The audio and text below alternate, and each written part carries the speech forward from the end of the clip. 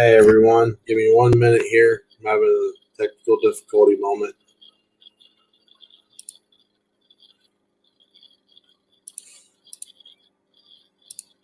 Alright, that should clear that up, and we're back. Sorry about that. I didn't realize I didn't have my camera plugged in. You know what? I'm just going to leave that in because that's kind of a funny goof. So it is what it is. Anyhow, welcome back to another episode of Hotel Nerd Ranks. Today we are doing top 10 movies. Again, these are my top 10. Might not be yours, which is fine. I know I'm going to get a lot of flack because there's a certain set of movies that I don't have on here, and they just didn't make the list. I'll be honest, the most well-versed of the 9, hint on what I'm talking about, misses the mark at number 11. So, with that being said, let the controversy ensue, and let's get on with the top 10 list. Number 10, The Exorcist. Because you can't have a top 10 list without The Exorcist, and I didn't know where else to put this, and I know I'm going to get shit for it being at the bottom of the list, and that's fine. In all fairness, I'm not the biggest horror fan, so I do appreciate horror movies for what they are, and I have no issue with a good horror movie. Just this one is the one that always resonates for me, and it had to be on this list.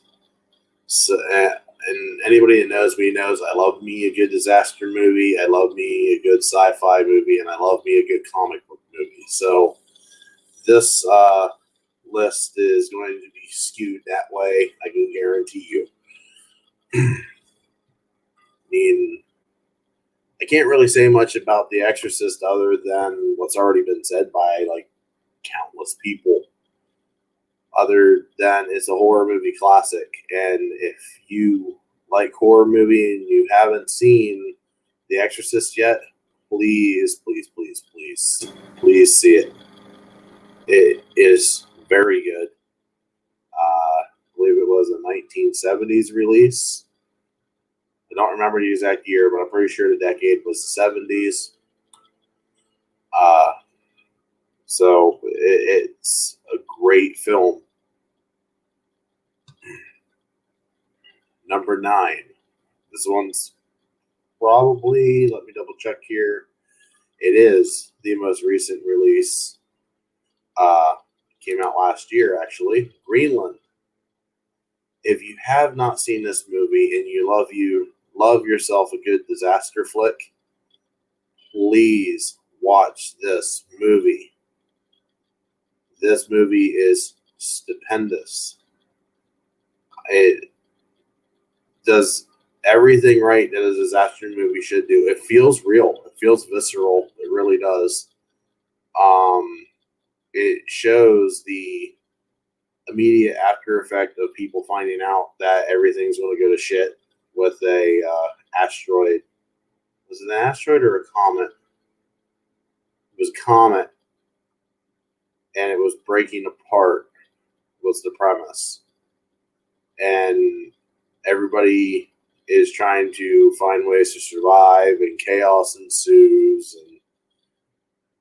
and there's a program with the government that certain people are going to survive, and then there's a conflict of why they can't get on the plane, and it's good. I mean, I'm not doing it justice, and I'm being very broad strokes here for the sheer fact that I don't want to spoil anything because I want you to go in, because basically that's the information that they give you in the trailer is exactly what I described.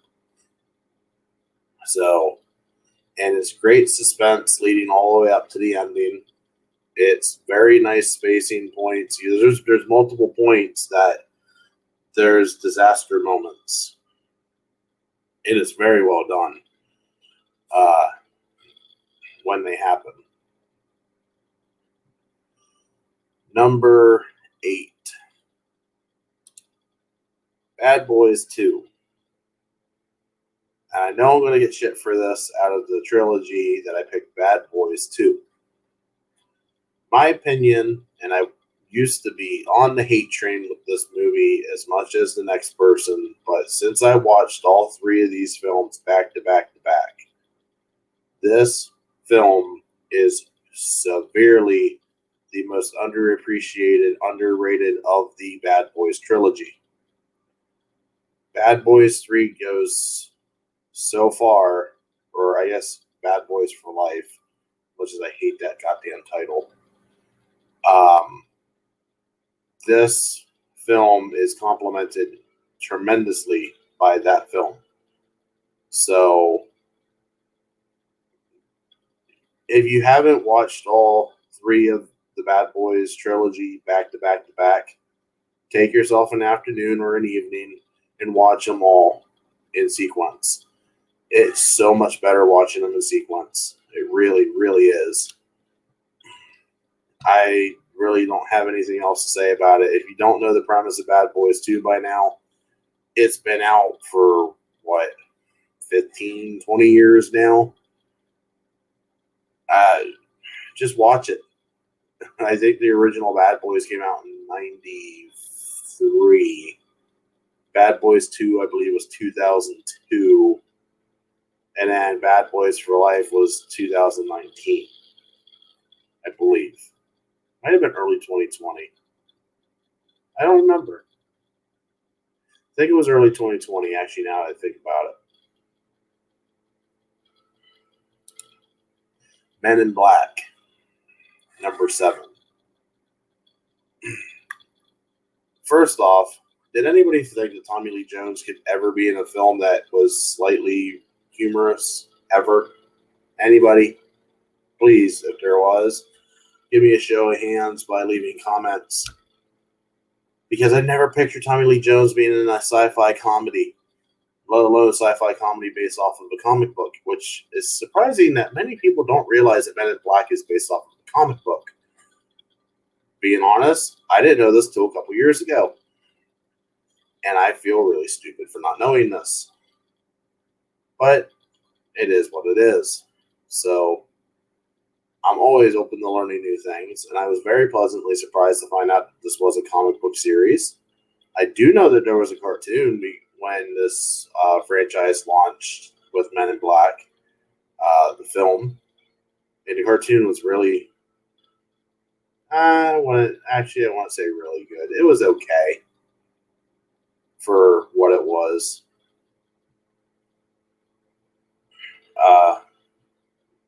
2 and 3 absolutely sucked balls, being honest. The original Man in Black was by far the superior of that trilogy. Number 6, Black Panther. And first and foremost, I'm going to be honest, I'm going to give you my number 5 right now as well, because I cannot address this movie without addressing Chadwick Boseman. He killed this role. Completely killed this role. And my number 5 is Infinity War. So, with that said, he had cancer. And he made this movie. He had cancer. He made Infinity War. He had cancer. He made Endgame. He had cancer. He made 21 Bridges, I believe it was called, which, mind you, is a kick-ass movie. And there was one other one that came out that was released on Netflix, and I can't think of the name of it right now. And again, he had cancer. This guy kicked ass while he was alive, and he never once slowed down. I cannot speak highly enough of Chadwick Boseman. He was taken far too soon. He was a great actor, and by fucking God, he was a warrior. You keep pumping out films even when you have cancer and it's killing you. Most people would tap out and lay in bed. But no, he got up and he did 14, 15, 16-hour days to make films for you, for me, and for the world to consume and enjoy. He made a tremendous mark in a very short amount of time. He made the absolute maximum impact with the amount of time that he had to where he broke out to be a top-tier Hollywood star.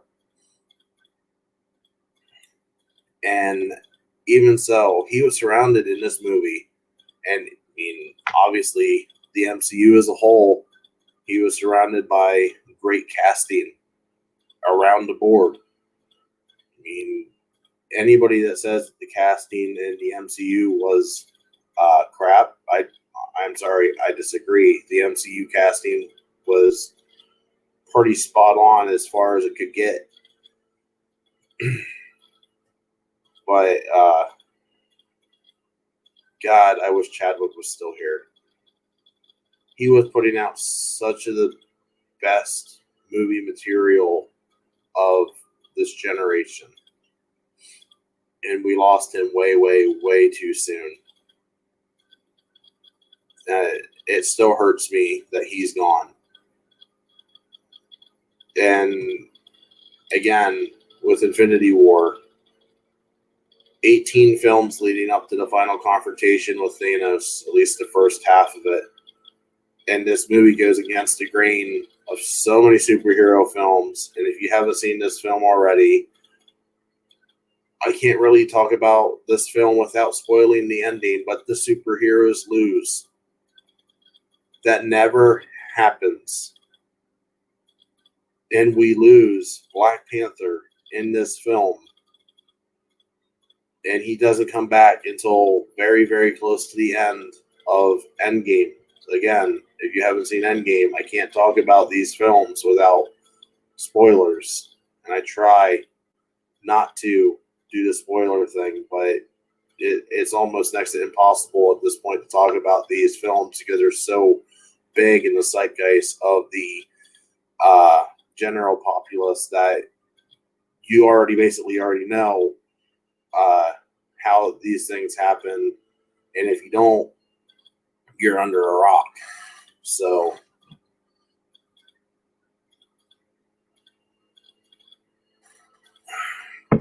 apologies for me having to take a drink.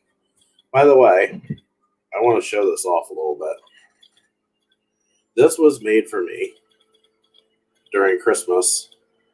I love this glass. Absolutely love this glass. My girlfriend's one sister went and custom made this glass for me. She does a bunch of custom things, glasses, shirts, decals, and she crushes it every time. It looks great. I have a custom decal on my car for Hotel Nerd, and it's amazing. It's still on there. It survived 2 major snowstorms, and it survived many trips to a car wash, and it's still there. So if you're interested in having a custom mug made, and if I show this side, it has my name, which is awesome. Nice little touch. I'm sure if you're interested in having a mug like that, I could probably get it made for you just by asking. So if interested, let me know, and I'll see what I can do. Just hit me up on Twitter if you want something custom like that made. So that's my nice little plug for my girlfriend's sister's side venture or main venture. I don't know which venture it is, but it's a venture nonetheless, and she crushes it. Staying in the realm of the MCU, we're going to go to where it all started. Number 4, Iron Man. Launched the MCU. Probably the best Phase 1 film. Even, in my opinion, it's better than the first Avengers movie even. I know I'm probably going to catch a lot of shit for that opinion too. But you know what? That's fine. It's my opinion. You're allowed to have your opinion. It's fine. As friend John from Movie Lovers Unite, former co-host of the Hotel Nerd podcast with me, has always said, film is subjective. Because I like something doesn't mean that you're going to like something. And you know what? That's fine. Totally fine. Just keep it classy. It's the only thing I ask. I will listen to your opinions all day long. Just keep it classy. Because I'm willing to learn new things. But I'm not going to be willing to be talked down to at the same time. But anyhow, Iron Man MCU launched. Also, the beginning of Robert Downey Jr.'s redemption. Because as far as I'm aware, Robert Downey Jr. pretty much hit the bottom of the barrel. And I believe he almost ended up killing himself on drug overdose, if I recall correctly. I probably could be wrong on that, and I think I am. But I know that he was heavy into drugs, from what the reports were. And this sparked his renaissance. So, I mean, that, and I love Iron Man. He's my favorite MCU character. So, just saying, I'm a little biased here. Number 3, Independence Day. And I'm sorry, I will full-throatedly argue this. If this film is not on your top 10, I don't care if it's the top 5 or a top 3.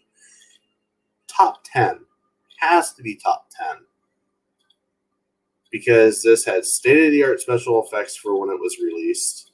And it has the most, probably one of the most iconic film shots ever in film.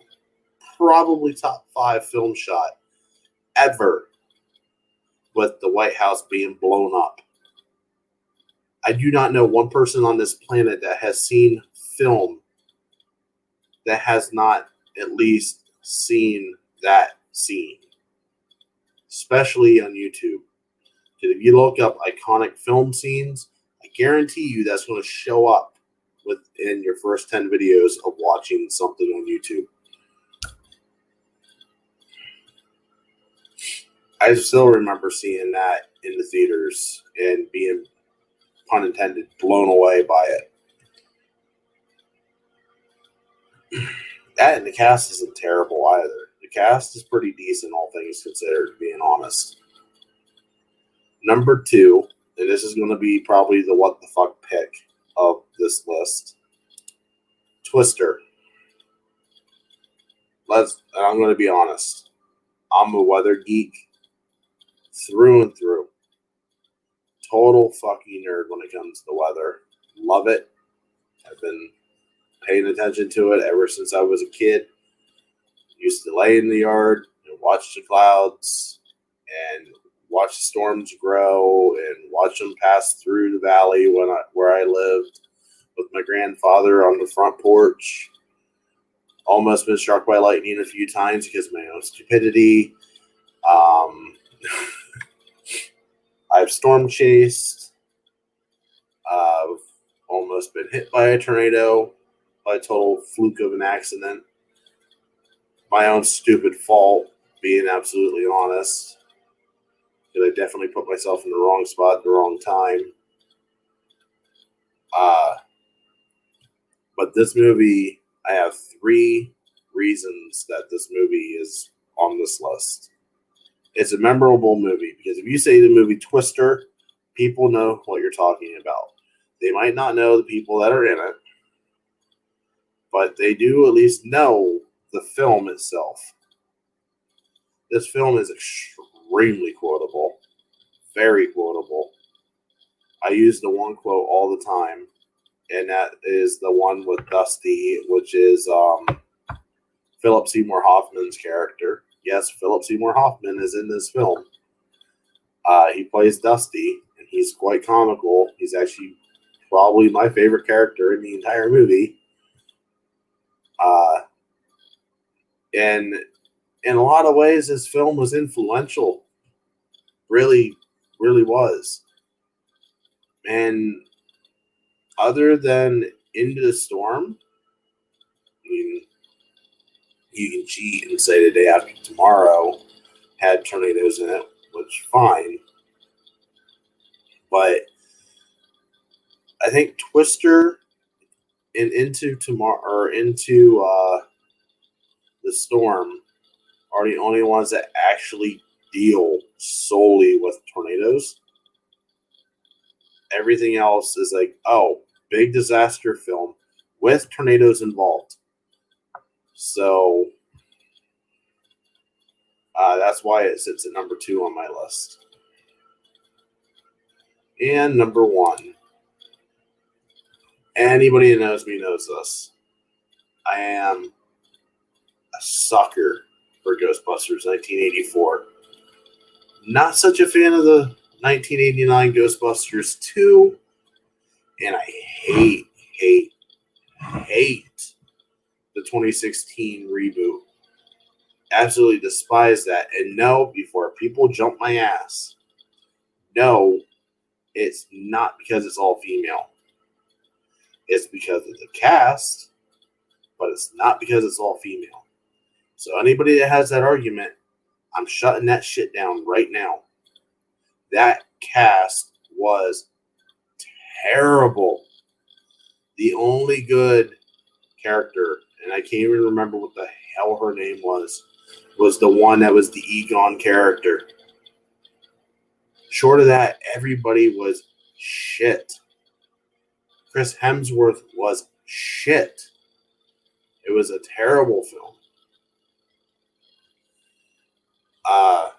This film was great in every single aspect of the word. Great cast, great story, great backstory behind how this film was made. There was a lot of trials and tribulations for this film. This film almost never happened, to be absolutely honest. If you do not know the backstory behind Ghostbusters 1984, please watch it on Netflix. I believe it was The Movies That Made Us, I believe is the name of the series. And watch the Ghostbusters episode, because this film almost did not happen. They pulled this film off, if I remember correctly, in 10 months. Which is absolutely obscenely absurd. This movie is very memorable. If you say Stay Puft Marshmallow Man, you know what the fuck people were talking about. This movie is extremely quotable in so many aspects. I can almost verbatim from start to finish this movie, because I've seen this movie so many times, because I am such a big fan of this film. But with that said, that is this week's top 10. Please like and subscribe. Hell, dislike this video if it's not fitting your standards. Every interaction helps. And as always, this will all be released on audio at the same day that this will be released on YouTube. So if you don't want to watch the video and you want to listen to the audio, you're more than welcome to on any of your podcast providers. And with that, I will call it a night. Enjoy your week. And this one will be... Is there anything coming up when this one comes out? Super Bowl is this week. Just the date when this is coming out, actually.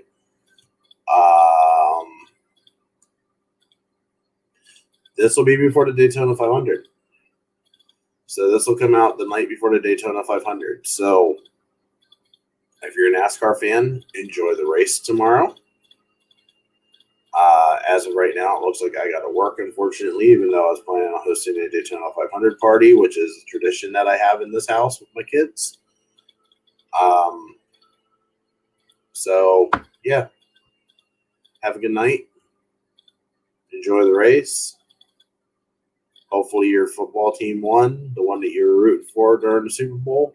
Or I guess I can't really say Super Bowl because God forbid it's not allowed. Probably have to censor that, or YouTube will automatically censor it for me, one or the other, every time I say those two words, God forbid. But yeah, we'll call that a night. Hopefully we will have the next episode of Let's Talk Up here pretty directly, which will actually be a Ghostbusters episode featuring John from Movies Lover Unite. And as always, you can reach me at hotel_nerd86 on Twitter. You can find me on Facebook. Just look up Hotel Nerd. You'll find Hotel Nerd Network, and you'll find the Hotel Nerd Facebook group. And I will say goodnight.